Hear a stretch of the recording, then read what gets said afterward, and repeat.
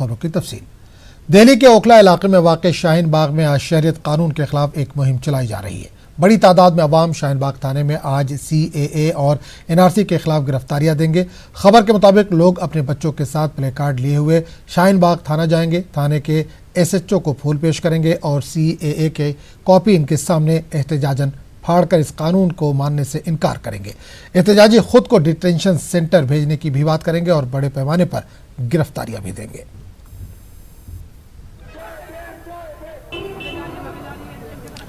दिल्ली में शाहीन बाग के लोग कालिंदी कुंज रोड पर सिटीजनशिप कानून की मुखालफत में गुज़िश्ता 15 दिनों से एहतजाज कर रहे हैं। आज इन एहतजाजियों ने शाहीन बाग थाने में गिरफ्तारी देने और CAA की कॉपी फाड़ने का ऐलान किया है।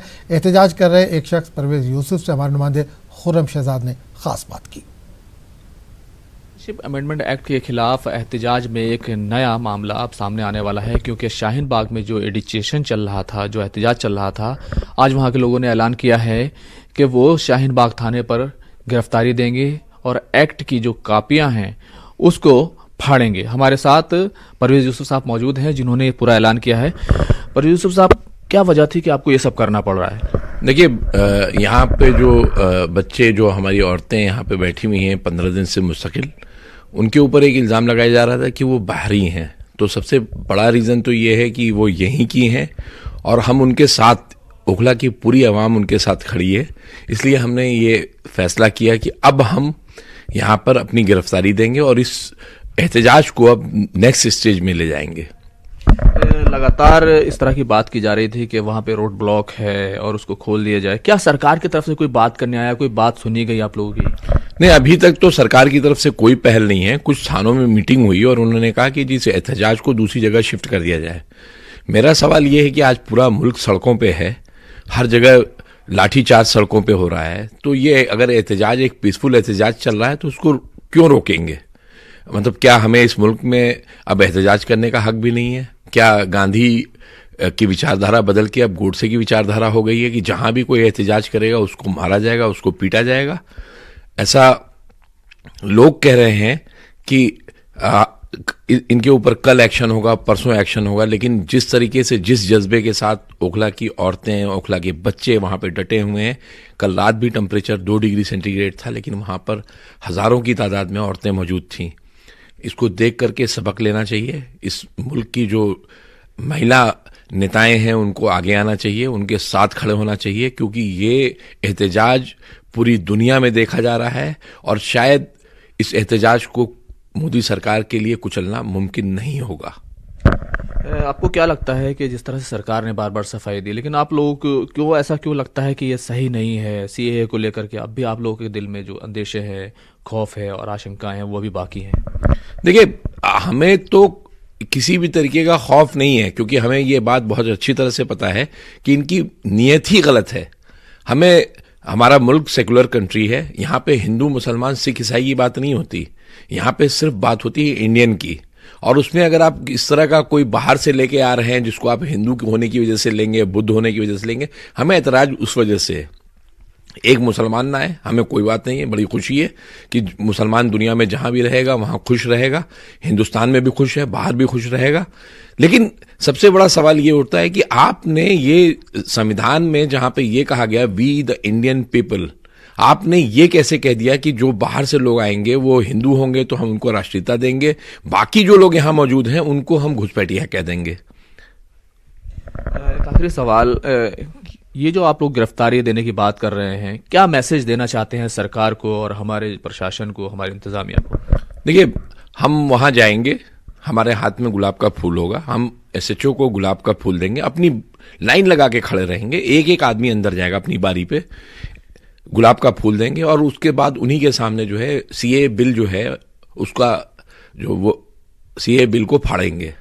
उसके बाद उनको गिरफ्तार करना है, क्योंकि हम उनके सामने CAA बिल फाड़ रहे हैं, हम सिविल नाफरमानी कर रहे हैं। और मैसेज हम ये देना चाहते हैं, देखिए हम एक पीसफुल प्रोटेस्ट कर रहे हैं।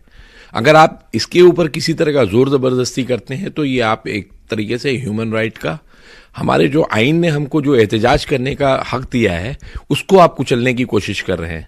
तो ये मुल्क, आपने देखा होगा कि जामिया में जब आपने ज्यादती की तो पूरा मुल्क खड़ा हो गया। उसके बाद पूरी दुनिया खड़ी हो गई साथ में।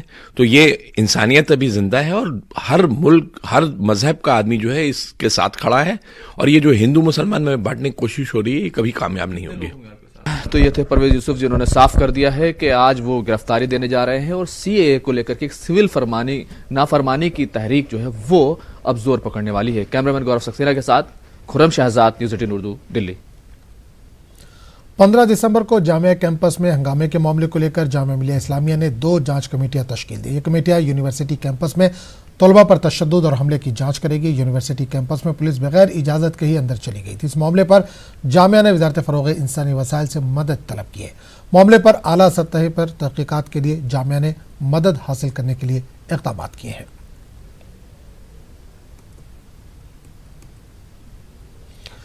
मध्य प्रदेश के भोपाल में सीएए और एनआरसी के खिलाफ अनोखा एहतजाज होगा। आज रोज़ा और उपवास के साथ एहतजाज होगा। शहरियत तरमीमी कानून और एनआरसी के खिलाफ मुसलमान रोज़ा रखेंगे और हिंदू, सिख, ईसाई, जैन वगैरह उपवास रखेंगे।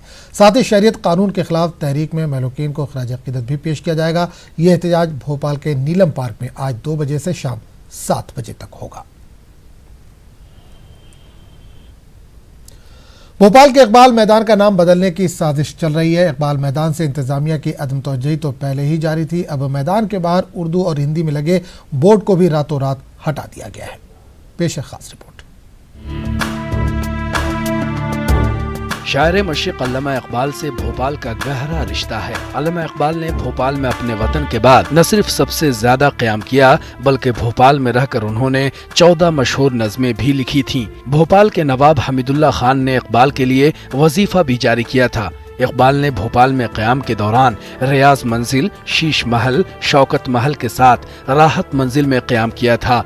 भोपाल से इकबाल के खास लगाव के सबब भोपाल में जहां 1939 में इकबाल लाइब्रेरी कायम की गई, वहीं भोपाल शीश महल के सामने वाले खरनी वाले मैदान का नाम उनके नाम से मंसूब किया गया। यूं तो इकबाल मैदान में इकबाल के लिखे होने के साथ साथ इकबाल का पसंदीदा परिंदा शाहीन अब भी चट्टान पर बैठा हुआ है, लेकिन मैदान के बाहर हिंदी और उर्दू में जो लोहे के बोर्ड पर इकबाल मैदान नाम लिखा हुआ था, उसे काट कर हटा दिया गया है। समाजी तंजीमें इस पर कुछ इस अंदाज में अपने ख्यालात का इजहार करती हैं। बदहाली दूर करने की बजाय ये हुआ कि यहाँ जो 30 साल पुराना बोर्ड लगा हुआ था जिस पे इकबाल मैदान लिखा हुआ था, यहाँ तक कि नगर निगम के ज़रिए वो बोर्ड तक अभी 2-3 दिन पहले गायब कर दिया गया। अब इसके पीछे क्या साजिश है कि इकबाल मैदान को ख़त्म किया जाना है या यहाँ के जो अल्लामा इकबाल रहमतुल्लाह अलैह हैं उनकी पहचान को ख़त्म किया जाना है, ये समझ में नहीं आ रहा। जमीयत उलमा मध्य प्रदेश नगर निगम भोपाल से मुतालबा करती है कि फौरी तौर पर जिस तरह वो बोर्ड लगा हुआ था उसको वैसा के वैसा लगाए। भोपाल में इकबाल मैदान भोपाल के कल्ब में वाक़ है। जिस जगह पर इकबाल मैदान के नाम का उर्दू और हिंदी में लोहे का बोर्ड लगा हुआ था, उसके पास चौराहे पर सीसीटीवी कैमरा भी लगा हुआ है। नगर निगम के मुकामी काउंसलर जहां इस मामले से अपने लाइल्मी का इजहार करते हैं, वहीं भोपाल एमएलए आरिफ मसूद इकबाल मैदान हर हाल में कायम रहेगा की बात करते हैं। अभी मेरे संज्ञान में आया है तो मैं इसे दिखवाता हूँ वहाँ फुटेज के अंदर, और डिपार्टमेंटली अगर ऐसा हुआ है तो उसके ऊपर FIR करवाएंगे। मुझे अभी सोशल मीडिया और आपके ज़रिए खबर लगी, मैं बात आपसे सिर्फ इतना बता दूं कि किसी हाल में भी वो इकबाल मैदान रहेगा और जिनने बोर्ड हटाया है, मैं कमिश्नर नगर निगम को बोलूँगा कि उस पर कार्रवाई करें किसने हटाया और नया बोर्ड तत्काल बहुत अच्छा खूबसूरत जल्द से जल्द लगाएं।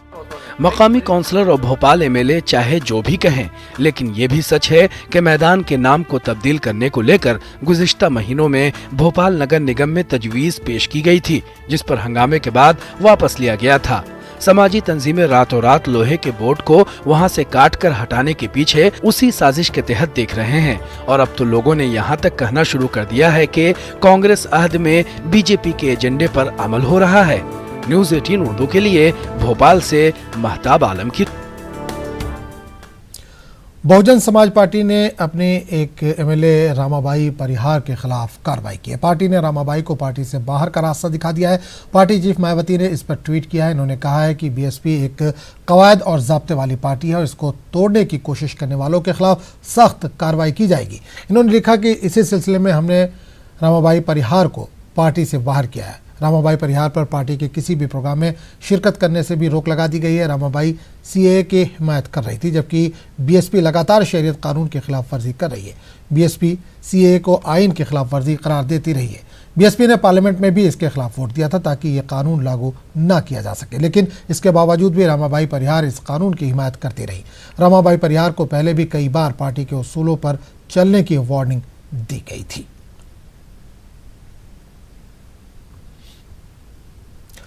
पीएम मोदी ने आज रेडियो पर मन की बात की। मन की बात के आज 60वीं किस्त नश्र हुई। 2019 के आखिरी मन की बात में वज़ीर-ए-आज़म ने लोगों को नए साल की पेश की मुबारकबाद दी। इस दौरान वज़ीर-ए-आज़म ने कहा कि इन दिनों मुल्क के नौजवानों में देखा गया है कि वो सिस्टम को पसंद करते हैं, सिस्टम को फॉलो भी करते हैं, और अगर कहीं सिस्टम सही ढंग से काम नहीं कर रहा हो तो वो बेचैन भी हो जाते हैं और हिम्मत के साथ सिस्टम से सवाल भी करते हैं।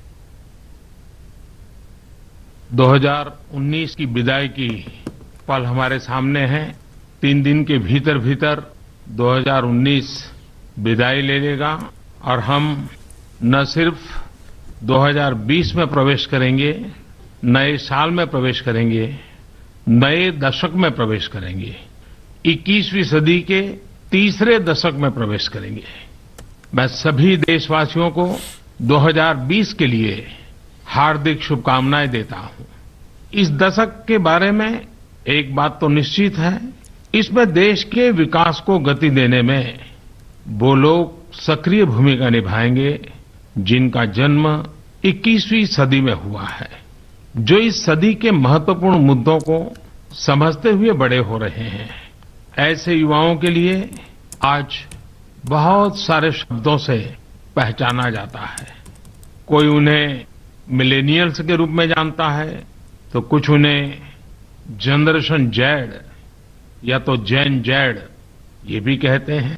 और व्यापक रूप से एक बात तो लोगों के दिमाग में फिट हो गई है कि ये सोशल मीडिया जनरेशन है। हम सब अनुभव करते हैं कि हमारी ये पीढ़ी बहुत ही प्रतिभाशाली है।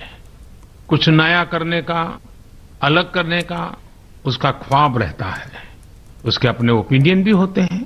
और सबसे बड़ी खुशी की बात यह है, और विशेषकर के मैं भारत के बारे में कहना चाहूंगा, कि इन दिनों युवाओं को हम देखते हैं तो वो व्यवस्था को पसंद करते हैं, सिस्टम को पसंद करते हैं। इतना ही नहीं, वे सिस्टम को फॉलो भी करना पसंद करते हैं। और कभी कहीं सिस्टम प्रॉपरली रिस्पॉन्ड न करे तो वे बेचैन भी हो जाते हैं और हिम्मत के साथ सिस्टम को सवाल भी करते हैं। मैं इसे अच्छा मानता हूं। एक बात तो पक्की है कि हमारे देश के युवाओं को हम ये भी कह सकते हैं अराजकता के प्रति नफरत है, अव्यवस्था, अस्थिरता, इसके प्रति उनको बड़ी चीड़ है। वे परिवारवाद, जातिवाद, अपना पराया, स्त्री पुरुष, इन भेदभावों को पसंद नहीं करते हैं। कभी कभी हम देखते हैं कि हवाई अड्डे पर या तो सिनेमा के थिएटर में भी अगर कोई कतार में खड़ा है और बीच में ही कोई घुस जाता है तो सबसे पहले आवाज उठाने वाले युवा ही होते हैं। और हमने तो देखा है कि ऐसी कोई घटना होती है तो दूसरे नौजवान तुरंत अपना मोबाइल फोन निकाल करके उसकी वीडियो बना देते हैं और देखते ही देखते वो वीडियो वायरल भी हो जाता है और जो गलती करता है वो महसूस करता है कि क्या हो गया। तो एक नए प्रकार की व्यवस्था, नए प्रकार का युग, नए प्रकार की सोच, इसको हमारी युवा पीढ़ी परिलक्षित करती है। झारखंड के 11वें सीएम के तौर पर हेमंत सोरेन आज हलफ लेंगे। रांची के मुराबादी ग्राउंड पर हलफ बर्दारी तकरीब मुनक्किद होगी। इस हलफ बर्दारी तकरीब में कांग्रेस के 2 अरकान रामेश्वर औरांव और आलमगीर आलम रियासती वजीर के तौर पर हलफ लेंगे। साथ ही अपोजिशन आज यहां पर भरपूर ताकत का मुजाहरा भी करने वाली है। एक पिता के लिए इससे ज्यादा खुशी की बात क्या होगी कि उसका पुत्र दूसरी बार एक राज्य का बागडोर संभालने वाला है। आज हेमंत सोरेन का शपथ ग्रहण समारोह है और उससे पहले हम बात कर रहे हैं शिबू सोरेन की, झारखंड के गुरुजी की, जो अभी हमारे साथ हैं। इनसे हम बात करते हैं। बाबा, आज दूसरी बार हेमंत जी मुख्यमंत्री बनने वाले हैं, बागडोर संभालने वाले हैं, क्या कहिएगा उनको आप? देखिए, ये तो अपना अपना कर्तव्य है और अपना अपना क्या नाम, जिसको क्या कहते हैं कि संभालने का वक्त है। कि जब राजनीति में जो उतरता है वो खुद समझता है इस बात को। हेमंत सोरेन जी को कोई ऐसा जरूरी समझाने का जरूरत नहीं है कि तुम ऐसे करो वैसे करो, खुद जानते।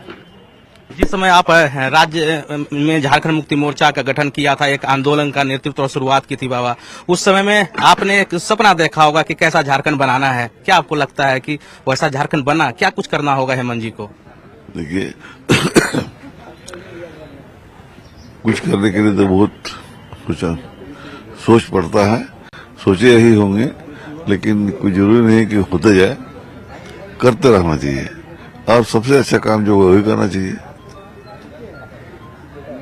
तो यहाँ झारखंड में एक धनी राज के नाम पर जाना जाता है। यहाँ खनिजों का खजाना भरा पड़ा है, लेकिन लोग गरीब हैं, यहाँ की जनता गरीब है। इनके मकान आज भी घास फूस की है। तो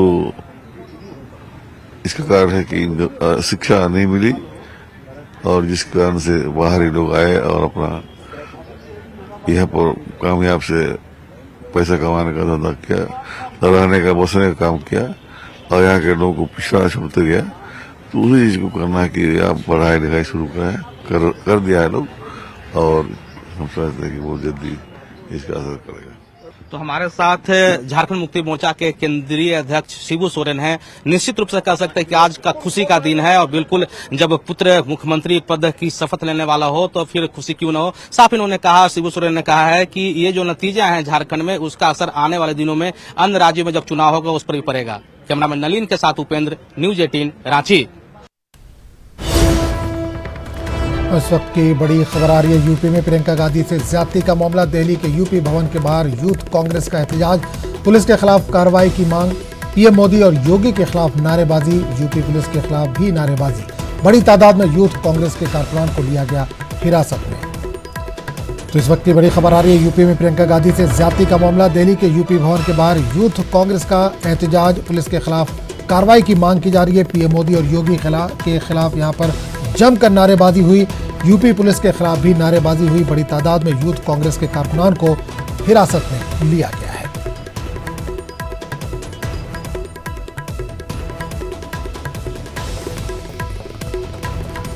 तो बड़ी खबर आ रही है इस वक्त दिल्ली से, जहां यूपी में प्रियंका गांधी से ज्यादती के मामले पर हंगामा जारी है। दिल्ली के यूपी भवन के बाहर यूथ कांग्रेस का एहतजाज जारी है। पुलिस के खिलाफ कार्रवाई की मांग कर रहे हैं। पीएम मोदी और योगी के खिलाफ नारेबाजी की गई है। यूपी पुलिस के खिलाफ भी यहां पर नारेबाजी हुई है। बड़ी तादाद में यूथ कांग्रेस के कारकुनान को हिरासत में लिया गया है।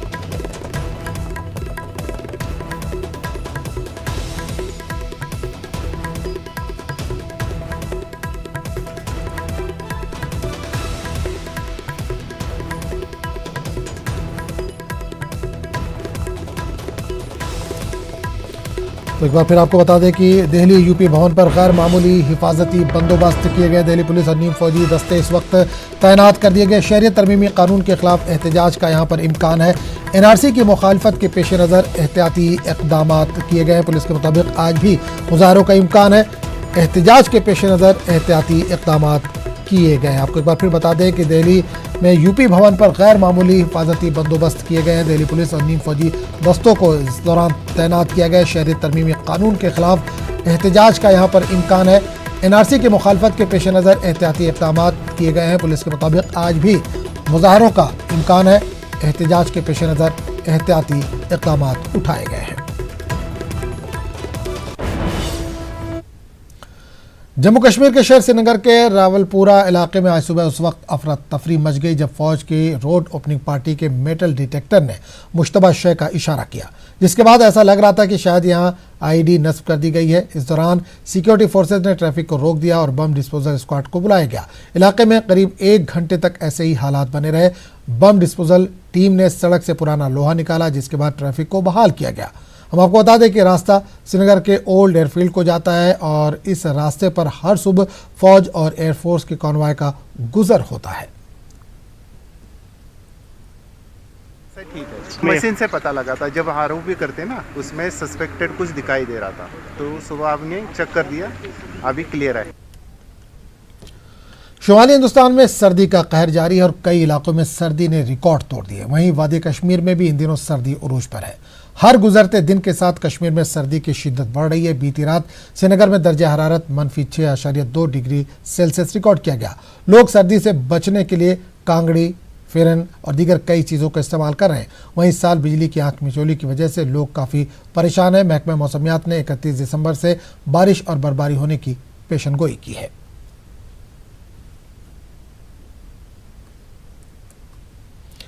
उधर पटना में भी सर्दी का कहर जारी है। इस मौसम में सुबह के औकात में लोग घरों में रहने को ही तरजीह दे रहे हैं। प्रकाश पर्व के चलते बड़ी तादाद में अकीदतमंद भी यहाँ पहुंचे हैं। पटना में कैसा है मौसम का मिजाज, हमारे नुमाइंदे नील मनी ने इसका जायजा लिया। ठंड का प्रकोप लगातार जारी है। पटना में बीती रात जितना टेम्परेचर था यानी 4.3 डिग्री टेम्परेचर था। बताया जा रहा है कि कल शाम पटना लंदन से भी ठंडा था। आज सुबह में भी ठंड से राहत मिलते नजर नहीं आ रही है। सुबह में पटना का तापमान लगभग 5 डिग्री के आसपास है। हालांकि अच्छी बात यह है कि धुंध बहुत ज़्यादा नहीं है। अभी हम पटना के एयरपोर्ट पे हैं। देखिए जो फ्लाइट की जो टाइमिंग है वो शेड्यूल टाइम पर दिखाया जा रहा है, यानी कोई भी फ्लाइट पटना आने वाली या पटना से जाने वाली वो डिले नहीं है। तो फ्लाइट पर असर नहीं पड़ा है। पटना एयरपोर्ट पर यात्रियों की भीड़ देखी जा सकती है जो ऑन टाइम यहाँ पर पहुँचे हैं अपने फ्लाइट को पकड़ने के लिए। और ये देखिए अभी प्रकाश पर्व चल रहा है पटना में और ये श्रद्धालु आए हैं यहाँ ठंड के मौसम में। जो उनकी श्रद्धा है। आप लोगों ने दर्शन कर लिया? हाँ जी कर लिया जी। कहाँ से आए आप लोग? हम चंडीगढ़ से। तो चंडीगढ़ की ठंड और पटना की ठंड में कितना अंतर आपको लग रहा है? चंडीगढ़ में बहुत ज्यादा है। अच्छा, पटना में थोड़ा कम है। पटना में कम है। हाँ 4.3 डिग्री था। हाँ जी। चंडीगढ़ में कितना? चंडीगढ़ में 6 था कल का था। कल तो पटना ठंड थी ना ज्यादा। हाँ जी हाँ जी। अच्छा, यहाँ कोई दिक्कत तो नहीं हुई आपको? नहीं सर कोई दिक्कत नहीं। अच्छे से दर्शन वगैरह हो गया? हाँ जी हाँ जी। आप लोग? हाँ जी हम भी चंडीगढ़ से। कितनी बार आए दर्शन करने? पहली बार आए हैं। पहली बार? हाँ जी। कैसा लगा यहाँ व्यवस्था वगैरह? बहुत अच्छा लगा। सारी फ्लाइटें वो शेड्यूल पर अपने टाइम पर हैं, यानी कोहरे का असर फ्लाइट पर नहीं देखने को मिल रहा है। आज फ्लाइट अपने नियत समय पर चल रही है। हालांकि कल कुछ फ्लाइट को कैंसिल किया गया था। तो ठंड की वजह से जो स्थिति है वो आने वाले समय में, जैसा कि मौसम वैज्ञानिकों का कहना है कि कम से कम पटना वासियों को राहत मिलने की उम्मीद नहीं है। आने वाले कुछ दिनों तक मौसम का यही हाल रहेगा और इसी तरह से कड़ाके की ठंड रहेगी। तापमान में हो सकता है और भी ज़्यादा गिरावट दर्ज की जाए। कैमरामैन नील मनी के साथ नील कमल, न्यूज़ 18 पटना। खबर गुजरात के सूरत से है, जहां ह्यूमन ट्रैफिकिंग की एक बड़े नेटवर्क का पर्दाफाश किया गया है। स्मगल किए जाने वाले 125 बच्चों को बरामद किया गया है। सूरत के पुणे इलाके में दिल्ली पुलिस और राजस्थान पुलिस ने मुश्तरका ऑपरेशन के जरिए इस नेटवर्क का पर्दाफाश किया। इस पूरे मामले की कार्रवाई राजस्थान चिल्ड्रन कमीशन कर रहा है। गुजरात पुलिस की मदद से यह ऑपरेशन चलाया गया है। बताया जा रहा है कि इस ऑपरेशन को लेकर 5 दिन सर्वे किया गया और सूरत के पूना इलाके में जब पुलिस ने सर्च ऑपरेशन अंजाम दिया तो तकरीबन 10 साल से 16 साल के बच्चों को यहां पर बरामद किया गया। बताया जा रहा है कि ये बच्चे गरीबी की वजह से सूरत में कई दुकानों और फैक्ट्रियों में काम करने को मजबूर थे।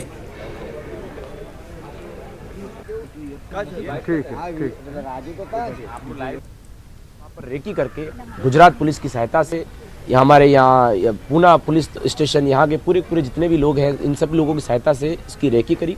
और जब ये पुख्ता हो गया, कंफर्म हो गया कि बच्चे हैं, बड़ी संख्या में हैं और जिन बच्चों को यहाँ पर कई स्थितियों में रखा जा रहा है। जब टीम ने रेस्क्यू किया तो आप देखेंगे एक छोटे से कमरे में 25-25 बच्चे ठूस के रखे हुए हैं। उनके रहने खाने पीने की स्थितियाँ भी बहुत गंभीर है। अलमारियों में बच्चे सुला रखे हैं।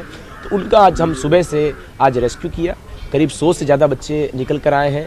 नियोक्ता कई सारे भी आए हैं। एक बच्चे से काउंसलिंग चल रही है। और मैं आपको विश्वास दिलाता हूँ कि गुजरात प्रशासन, राजस्थान पुलिस, सब लोग मिलकर इन नियोक्ताओं के खिलाफ सख्त कार्रवाई करेंगे। मिस्र में हुए 2 अलग अलग सड़क हादसों में कम से कम 28 अफराद हलाक हो गए हैं। पोर्ट सईद के सुएज कनाल सिटी में यह हादसा पेश आया। वर्कर्स को ले जा रही मिनी बस ट्रक से टकरा गई। कायरा शहर के मशरक़ी इलाके में हुए दूसरे सड़क हादसे में सयाहों की 2 बसें आपस में टकरा गईं। बहरे अहमर के करीब एक सियाती इलाके में यह हादसा पेश आया जिसमें 7 अफराद की जान गई। मरने वालों में एक हिंदुस्तानी शहरी भी शामिल है। 2 मलेशियाई ख्वातीन और मिस्री ड्राइवर, टूर गाइड और मुहाफिज इस हादसे में हलाक हुए हैं।